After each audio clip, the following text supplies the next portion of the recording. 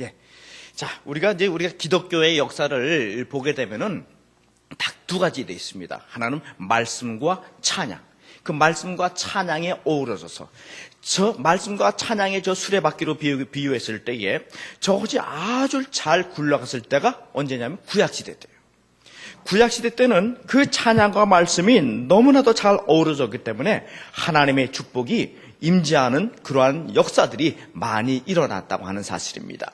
자, 그런데 이것이 지금의 현재의 우리 그 기독교의 역사를 보게 되면은 말씀과 찬양이 잘 열심히 돌아가야 되는데 이상하게 찬양의 수레바퀴가 좀 찌그러져서 아무리 말씀 쪽에서 몰아가려고 하더라도 이것이 속도가 나지 않는 그러한 모습들을 우리는 경험을 하게 됩니다. 우리가 하나님께 늘 찬양을 드리는데 바로 찬송의 그 목적을 보게 되면 찬송에는 아름다운 시가 있습니다. 그 다음에 거기엔 또 아름다운 그런 노래가 있습니다. 멜로디가 있어요. 그래서 아름다운 시와 노래로 하나님을 찬양하는 것. 다시 말씀드리면은 우리가 하나님을 그 찬양으로 영광 돌리는 것이죠. 또한 하나님을 기쁘게 해드리면 되는 거예요. 그런데 그것은 뭐예요? 하나님께서 그렇게 하도록 명령을 하셨다고 하는 것입니다. 근데 명령을 수행하지 않으면은 그것이 죄가 된다고 하는 사실입니다. 이 세상에는 많은 죄가 있습니다. 도덕적인 죄, 양심적인 죄, 법률적인 죄, 영적인 죄. 우리는 늘 죄악 속에서 살고 있습니다. 제가 한번 신문 기사를 읽고서 크게 감동받은 적이 있습니다. 어느 서울시의 고위 공무원이 철도청장 앞으로 100만 원권 수표와 함께 편지를 썼습니다. 그 편지 내용이 이랬었습니다. 철도청장님, 저는 지금으로부터 약 35년 전에 제 남동생과 함께 호남선 열차를 몰래 무임승차해서 서울로 왔습니다.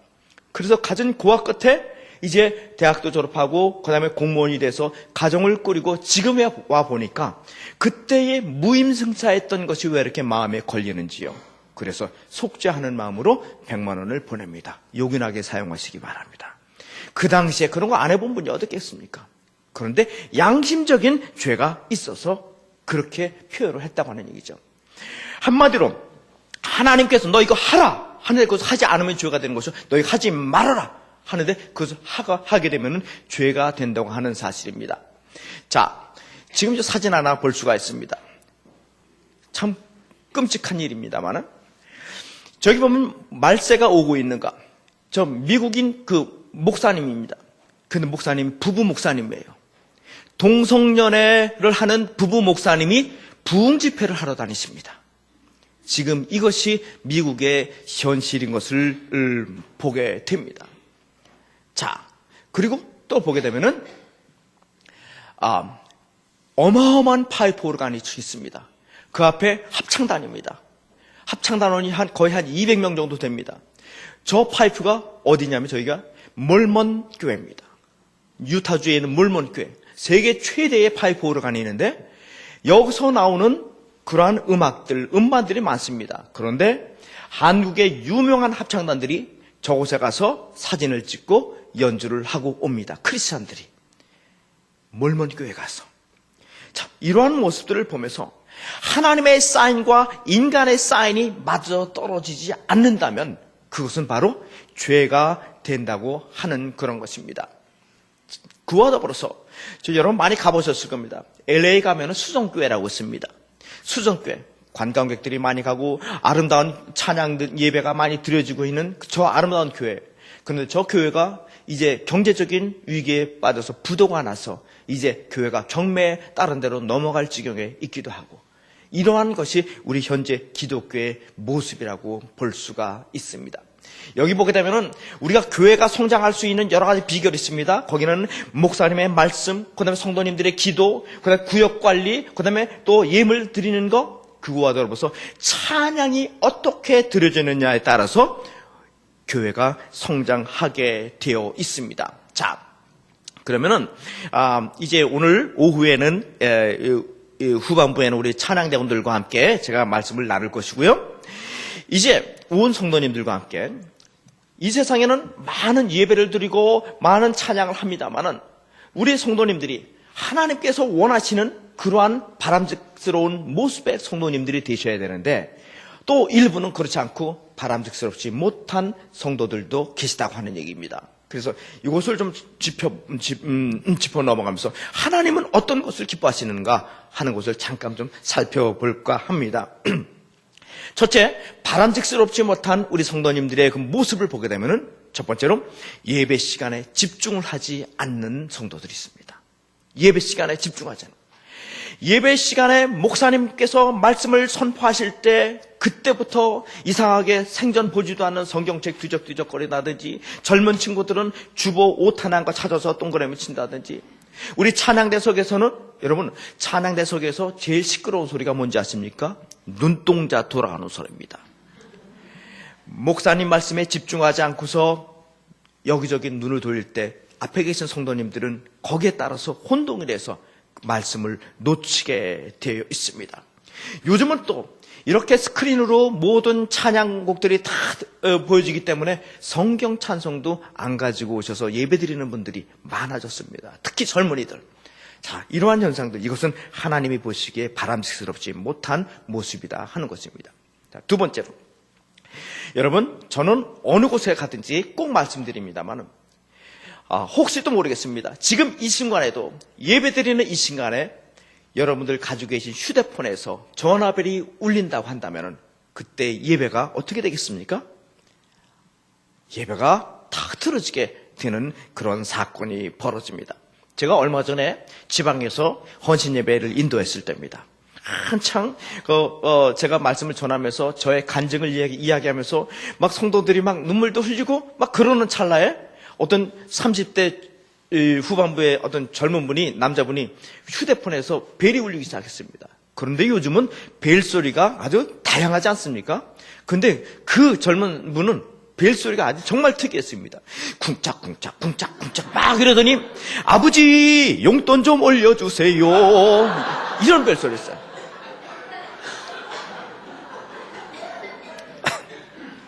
제가 그날 세미나 망했습니다. 여러분, 왜 휴대폰을 주일날 예배드릴 때까지 가져오십니까? 저는 그걸 원치 않습니다. 여러분들에게 권하고 싶지는 않습니다. 휴대폰 하루 동안만이라도 여러분들이 집에다 잘 보관하시든지 차에다 놓으시든지 그렇게 하셔야지. 지금도 여기 진동을 해놓으신 분도 계시고 그러실 겁니다. 그거는 결코 좋은 모습이 아닐 거라 이렇게 생각이 됩니다. 혹시라도 제가 조건을 걸겠습니다. 혹시 200억짜리 내일 공사할 것 때문에 전화가 올 때가 있으면 200억 이상 되는 분들만 켜놓으시고, 그렇지 않으면은 놔두고 오시기 바라겠습니다. 자, 왜 그러냐면은 제가 저희 교회에 최 집사라고 안수 집사님이 한 분 계셨습니다. 그런데 제가 괌에 가서 집회를 하고 있을 때에 교회에서 전화가 왔습니다.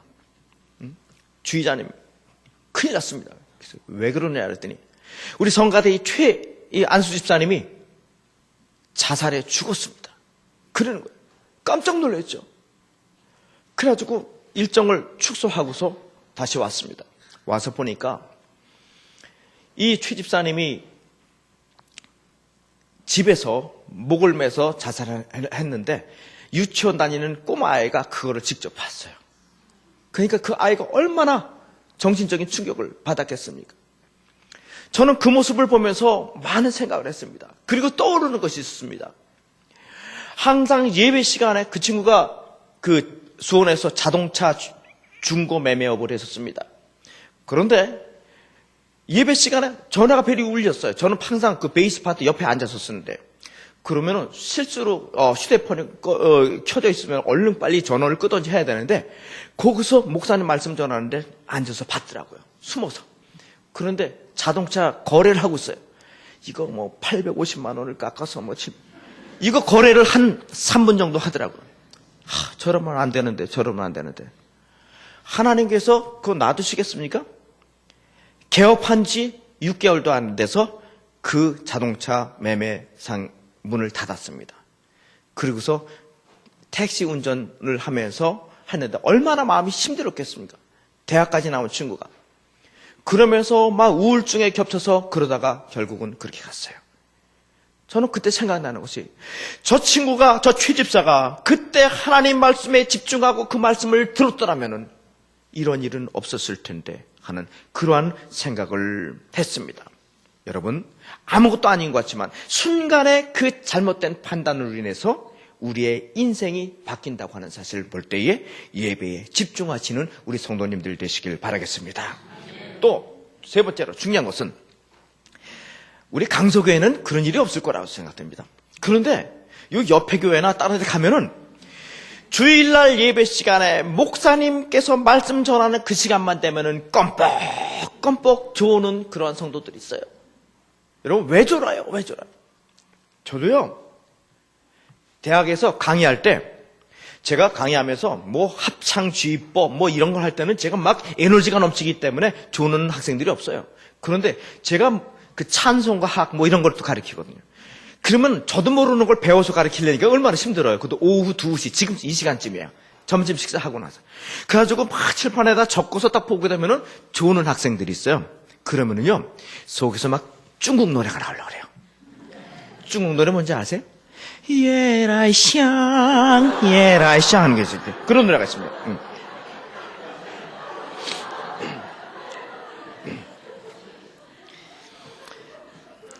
그게 원래 중국의 민요입니다. 야래향이라고 하는 민요곡인데 제가 아직 저희 담임 목사님께 말씀드렸더니 진짜 저를 중국집으로 데려가시더라고요. 그러면서 예라샹 들려달라 그러니까 야래향이요? 그러면서 밤에만 향기를 뿜는 그런 그 꽃이 있어요. 그 중국의 유명한 노래입니다. 오해하지 않도록 하시기 바랍니다. 그런데요, 여러분, 출애굽기 32장 보면 모세도 중국 노래를 불렀어요.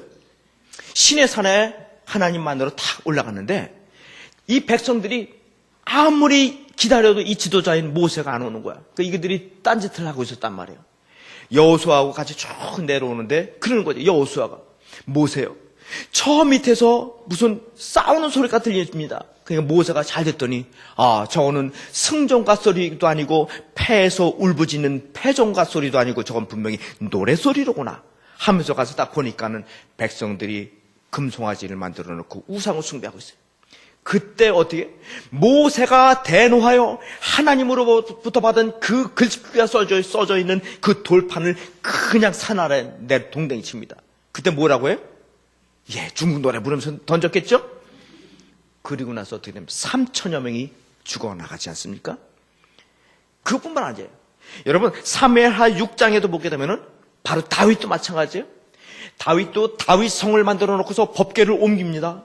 다윗이 얼마나 기뻤든지 힘을 다해서 춤을 추었다랍니다. 얼마나 힘을 다해서 춤을 췄는지 막 몸이 드러나고 그랬었어요. 근데 그것을 본 사울의 딸 미갈이 그렇습니다. 업신여기기 시작했다 그래서 모세는 이제 백성들에게 축복을 해주고서 그리고 기분 좋게 이제 들어오는데 바로 미갈이 이제 소리 지릅니다. 여보, 당신은 어떻게 영화로운 자리에 앉아있는 그런 왕으로서 저 미천한 계집종들 앞에서 그렇게 몸을 드러내면서 춤을 추느냐고. 그러니까는 충만해 있던 다윗이 화가 났습니다. 그래서 뭐라 그래? 이년은 그건 없습니다. 네. 그래서 뭐라 그러냐면은 이는 내가 여호와 앞에서 한 것이다. 내가 여호와 앞에서 힘을 다해서 춤을 춘 것이다 하면서 약간 저주 섞인 말을 합니다. 네 아비 사울도 하나님께서 버리시고 나를 이 나라의 주권자로 삼으셨으니 내가 말한 그 계집종들 앞에서는 난 높임을 받으리라. 그러면서 뭐라 그럽니까? 그 이후로부터 사울의 딸 미갈은 죽는 날까지 자식이 없었더라. 이렇게 나오고 있습니다.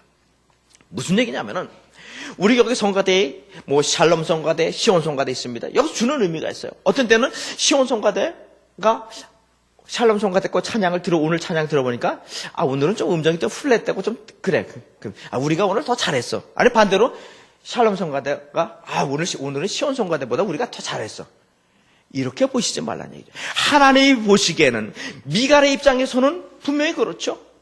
왕이 배꼽을 드러내면서 몸을 드러내면서 춤추는 거 그게 보기가 좋겠습니까? 그건 인간의 모습이다 하는 것입니다. 하나님께 찬양 드려진 것은 그 하나님께서 받으시는지 안 받으시 하나님이 결정하실 문제지 우리 인간이 그것을 가지고 판단할 수 있는 그런 것이 아니다 하는 것입니다. 그러면은 하나님이 원하시는, 기뻐하시는 그러한 바람직한 강소교회 성도님들의 모습은 어떻게 돼야 되느냐? 첫 번째로 시간을 철저히 지키시기 바랍니다. 그것이 우선이 돼야 돼요. 여러분, 시간 지키는 거, 특히 찬양대원들은 또 특별히 더 그렇습니다만, 우리가 성가대 하는 것, 찬양대 하는 것은 봉사하는 것이 아니에요. 예? 내가 해주지, 난 능력 있으니까 해주지, 이런 마음 가지서는 안 됩니다. 사명입니다. 사명입니다. 여러분, 잘못 생각하시면 큰일 납니다. 자, 그런데 특히 여러분, 우리 성도님들 마찬가지예요. 요 주위에 사시는 분들은 안 늦어요. 아니, 더 늦어. 저 멀리서, 그 도움구장 있는 데서부터 오시는 분들이 더, 철저하게 지키는데, 요 근처에, 제일 가까운 데서 오시는 분 손 들어보세요. 아, 늦지 마십시오. 찬양대 보니까는 항상 그렇더라고요. 그렇게 되면은 안 돼요. 안동의 그 모 교회 목사님께서 저한테 직접 말씀을 해주셨어요. 뭐냐면은, 교회 찬양대에 그 총무님, 여자 총무님 집사님이 계셨는데, 그 총무님이 총무일을 직분을 맡았는데도 일을 별로 열심히 안 하시는 거예요. 매일 늦으시고 안 오시고. 그런데 지금 이제 학교마다 급식을 하잖아요. 근데 요즘 급식을 안 할 때 일입니다. 그 집안에 외동딸이 있었는데, 중학교 다니는 외동딸인데 얼마나 예쁘고 사랑스러운지 매일 점심때마다 따뜻한 국과 밥을 해서 학교에다 갖다 주고 오고 매일 그렇게 하셨던 분이에요. 그런데 하루는 아이한테 국하고 밥을 만들어서 갖다 주고서 학교에다 갖다 주고 오는데, 그 계단을 내려오다가 발을 헛디뎌서 거기서 굴렀대요. 막 구르는데 그때 하나님의 음성이 들리는 거다. 너 김집사야, 너는 찬양대 총무일을 맡고 있으면서 왜 이렇게 게을리하니? 그러면서 너희 딸을 위해서는 그렇게 지극정성인 네 모습, 그것은 하나님이 보시기에 아름답지 않다 하는 음성이 들리더라는 거예요. 그래서 그 자리에서 아픈 발을 붙들고서 철저히 회개를 한 다음에 다행히 큰 부상을 입지 않고서, 그리고 나서 주일날 이제 와서 제일 먼저 와서 이제 피아노도 닦아놓고 찬양대 가운도 쫙 이렇게 구분해놓고 그러니까 이 성가대원들이 깜짝 놀란 거예요. 평소에 안 하던 모습을 보여주니까. 어쨌든 그리고 찬양 연습해서 예배 드리고 오후 점심시간 점심 식사한 다음에 오후 찬양 연습을 하는데, 갑자기 그 총무님 또 하복부가 아파가지고 막 떼굴떼굴 굴리면서 난리를 치는 거예요. 그래서 병원으로 긴급히 후송을 했습니다. 그랬더니 보니까는 그분이 늘 신장결석으로 오랫동안 고생하시던 분이었는데, 그것이 다 순간적으로 다 쪼개져가지고 소변으로 다 빠져나왔다는 거예요. 하나님께 철저히 회개하고서 주님 앞으로 왔더니 병고침의 은사는 보너스로 주시더라 하는 것입니다. 여러분, 가장 중요한 것이 있습니다. 1년 52주간 철저히 여러분들이 앉아 계신, 성도님들 앉아 계신 이 자리를 꼭 지키시기 바랍니다. 이 자리 지키는 거, 이거 굉장히 중요합니다. 저는 금요철의 시간에 저희 찬양대원들 기도하는 그 기도 소리 듣고서 저는 큰 감동을 받은 적이 있습니다. 그 삼성의 아주 중요한 그 중역이신데 기도하는데 뭐라 하냐면, 통성기도 시간에 하나님 이번 주에 제발 출장 안 가고 이 찬양대석을 지키게 해 주옵소서 하는 그런 기도 소리를 들었어요. 지휘자인 제가 그 기도 들었을 때 얼마나 마음이 뜨겁겠습니까? 그런 분들도 있는 반면에 어떤 분들은 구역장님이나 아니면 부목사님이나 아니면 장로님들께 살짝 이번 주 출근이 있다고 그렇게 하고서 오늘 같은데 얼마나 날이 좋았어요. 그러니까 꽃 구경 가고 골프장 가고 어디 바닷가 가고, 이런 분들도 혹시 안 계신지 모르겠습니다. 여러분들 혹시 만약에 주일날 예배 시간 지키지 않고서 여러분들이 그렇게 직장 나가고 그 다음에 꽃동산에 놀러 가고 그렇게 한다고 할 때 여러분 살림살이가 좀 나아지셨습니까? 절대 그렇지 않다 하는 것입니다. 누구든지 세상과 벗이 되고자 하는 자는 하나님과 원수되게 한다. 야고보서 4장 4절에 말씀하고 있습니다. 여러분, 그렇게 되지 않기를 바라겠습니다. 저는 제가 지휘하고 있는 선교합창단이 있습니다. 이반젤리컬 걸스건제로 가는 선교합창단이 있는데, 그 선교합창단을 지금 16년 동안 하면서 지금 우리 합창 단원 중에서 그 심종민 집사님이라고 있습니다. 근데 그분이 어디서 오시냐면은 강원도에서 매주 올라오세요. 강원도에서 매주 오십니다. 거의 빠진 일이 없으세요. 그래서 얼마나 감사하고 얼마나 훌륭하신 분인지 제가 그분을 부지휘자님으로 위촉을 해서 지금 또 계속 나오십니다. 여러분, 그분 하나님께서 그냥 내버려 두시겠습니까? 그 집안에 6남매인데 6남매 온 가족들이 너무나 축복을 많이 받아가지고요. 그 가족 찬양하는 것을 제가 사진으로 봤고 동영상으로 봤는데 가족들 어른들만 한 20몇 명이 딱 찬양을 해요. 아주 합창단 같이 그렇게 찬양을 하더라고요. 직장에서는 높임을 받고 가정이 축복받고 온 가족들 자손들이 축복받는 그런 모습을 보면서 저는 오히려 제 마음에 큰 위로를 받고 감동을 받았습니다. 여러분, 우리가 하나님께 예배드리고 할 때 가장 중요한 것은 시간에 11조도 드리셔야 된다고 하는 얘기죠.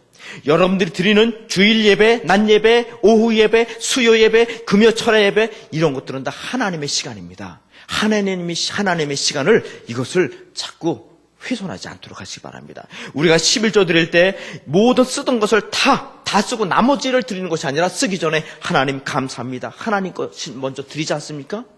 시간의 11조를 드려서 여러분들을 복을 받으시길 바랍니다.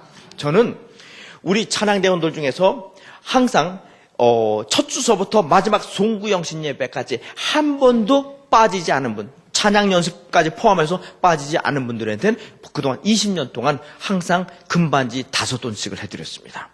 그런데 옛날엔 금반지 5돈 아무 문제가 없었어요. 근데 지금은 상당히 부담이 됩니다. 금반지 한 돈에 지금 얼마예요? 5돈이면. 그러면은 어떤 때는 성가대원들이 80명 이렇게 돼 있었을 때는요, 한 6월달, 7월달쯤 되면은 한 6, 7명 정도가 100% 남아요. 그럼 제가 철학 시간에 톡이 돌아죠. 하나님, 저들이 일 좀 있게 해주소서.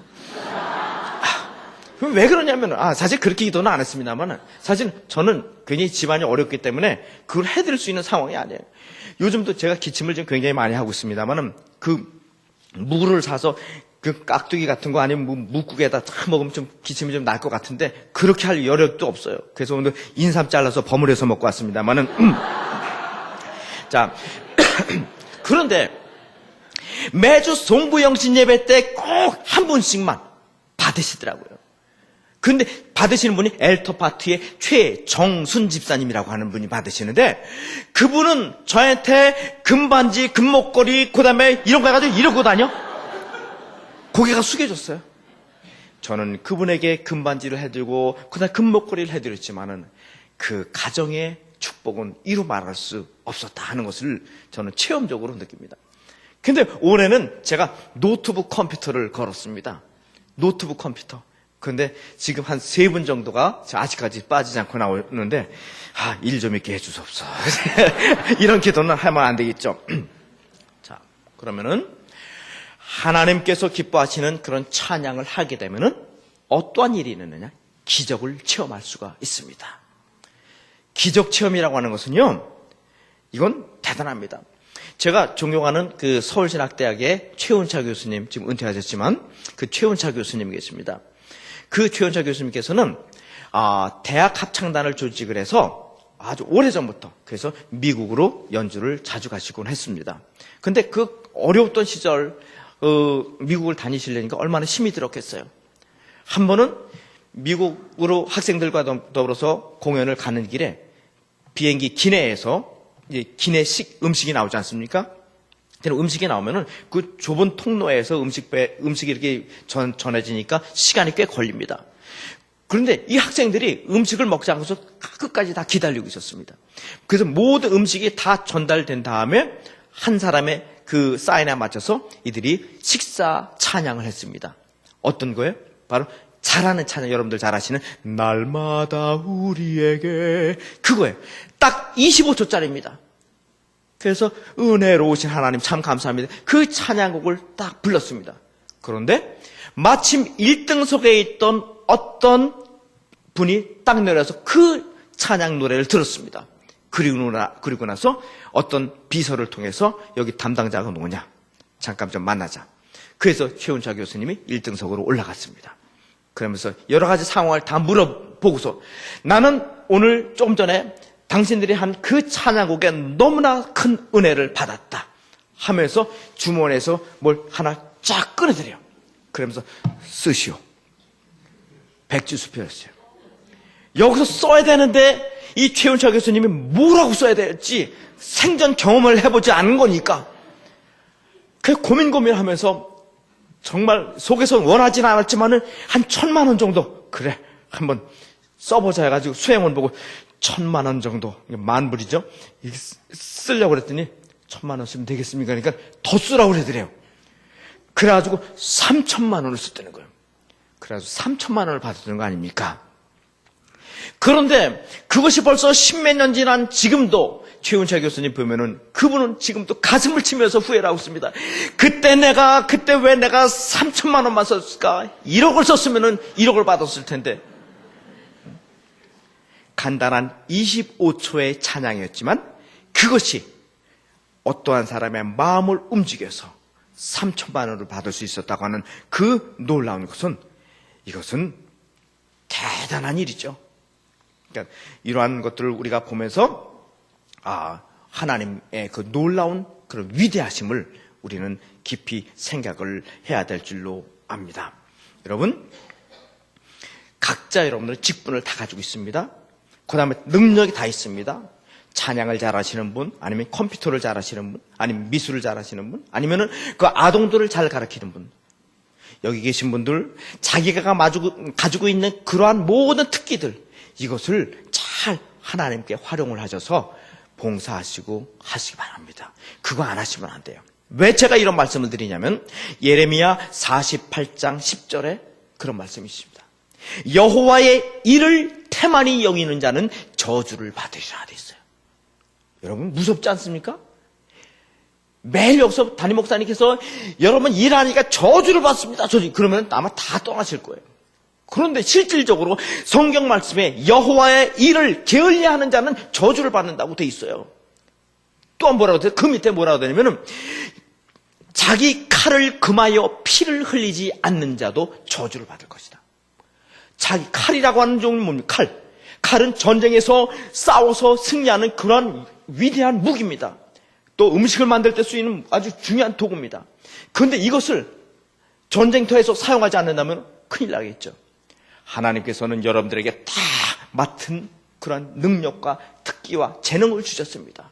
그 재능을 여러분들 다 활용하실 때는 반대로 생각하시기 바랍니다. 하나님께서 원하시는 것은 여러분들이 하나님의 일을 충성히 잘 한다면 하늘 문을 열어서 축복을 해주신다고는 그런 축복의 말씀인 줄 믿으시길 바랍니다.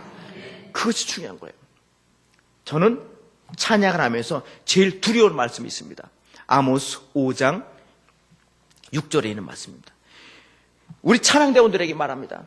비파에 맞춰서 헛된 노래를 지절거리는 그 떠드는 소리 그치라고.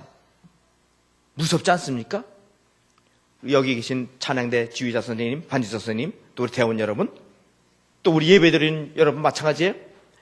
여러분들이 예배드릴 때에 헛된 노래, 헛되게 앉아서 있는 그것을 그치라고 하나님께서 말씀하신다면 얼마나 두렵겠습니까? 그러한 모습이 돼서는 안 된다 하는 것입니다. 우리는 다 크리스찬이라고 얘기합니다. 크리스찬이라고 영어로 딱 쓰면은 그것을 어떤 분은 띄어서 얘기합니다. Christ is all now. 이게 말이 되는지 모르겠습니다만 뭡니까? 진짜 크리스찬이라고 하는 것은 뭡니까? 이제부터는 그리스도가 전부인 삶을 살아가는 사람이 진정한 크리스찬이라고 하는 사람입니다. 여러분 그런 진정한 크리스찬이 되시길 바라겠습니다. 저는 2008년도에 열심히 치유하다가 저는 심장에 문제가 있어서 쓰러졌습니다. 그리고서 후송이 돼서 아주대학교 병원에서 이제 긴급 수술을 받아야 했습니다. 그때 순간적으로 생각을 해봤습니다. 이제 수술을 받고 이제 가족들 동의를 다 받았는데 이제 만약에 내가 이 수술을 받다가 깨어나지 못한다면 어떻게 될까? 천국을 갈 수 있을까 없을까? 딱 생각하는데 결론이 안 나더라고요. 50대 50인데 어느 쪽인지 모르겠더라고요. 그때 하나님께 또 기도했습니다. 하나님, 저에게 연장을 시켜주신다면 내가 조금 더 하나님을 위해서 내가 영광 돌리고 찬양하는 일에 더욱더 힘쓰겠습니다. 하고서 눈을 감았는데 뜨니까 새로운 세상이 보이더라는 것입니다. 우리가 태어날 때는 순서적으로 태어날 때만 했지만 갈 때는 순서 없이 갑니다. 순서 없이 갑니다. 여러분 어떠한 마음으로 앞으로 이 세상을 살아가실 겁니까? 제가 제안을 하나 드리죠. 나는 앞으로 단 3번밖에는 하나님께 예배드릴 수 없다. 여러분들께서 단 3번만 예배 드린다고 할 때, 그리고 천국으로 간다고 할 때에 여러분 대충 복장하고 오시겠습니까? 예물 드릴 거 대충 지갑에서 꺼내서 이렇게 내시겠습니까? 아닐 겁니다. 가장 고귀한 복장으로 여러분들이 하나님께 드릴 감사의 예물 11조 이런 것 준비 정확하게 하고 가장 거룩한 모습으로 교회에 와서 예배를 드릴 겁니다. 그랬을 때에 하나님께서 보너스로 여러분들의 삶을 하루 연장해 줬을 때에 그 예배와 그 찬양은 하나님이 받으시기에 아주 아름다운 찬양과 예배가 될 줄로 믿습니다. 오늘 주신 시편 108편 1절의 말씀, 하나님이여 내 마음을 정하였사오니, 여러분 마음을 정하시기 바랍니다. 어떻게 정해요? 내가 노래하며 내 마음을 다해서 주님께 찬양하고 주님께 예배 드리이다. 이것이 여러분들의, 우리 강서교회 성가대원 또 우리 성도님들의 고백이 되시길 기도드리겠습니다. 기도하시겠습니다.